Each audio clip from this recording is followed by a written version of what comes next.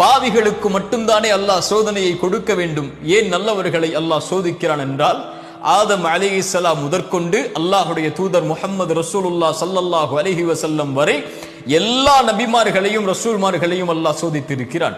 அல்லாஹுடைய தூதர் சஃபாவுடைய மலையின் மேல் ஏறி அல்லாஹுடைய தூதருடைய நபித்துவத்தை தொடங்கும் போதே எதிரிகள் சொன்னார்கள், தப்பன் லக்கயா முஹம்மத், முஹம்மதே உங்களுடைய கரம் அழியட்டும் என்று சோதனை ஆரம்பித்தது.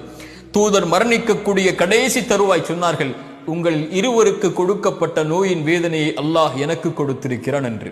முன்பின் பாவங்கள் மன்னிக்கப்பட்ட அந்த நபியை ஏன் அல்லாஹ் நபித்துவத்துடைய எல்லா ஆண்டுகளிலும் சோதித்தான்? அல்லாஹுடைய தூதர் ஸல்லல்லாஹு அலைஹி வஸல்லம் இந்த கேள்விகளுக்கெல்லாம் ஒரே ஹதீஸில் பதில் சொன்னார்கள்.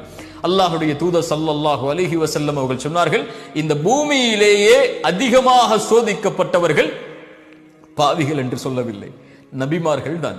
அவர்களுக்கு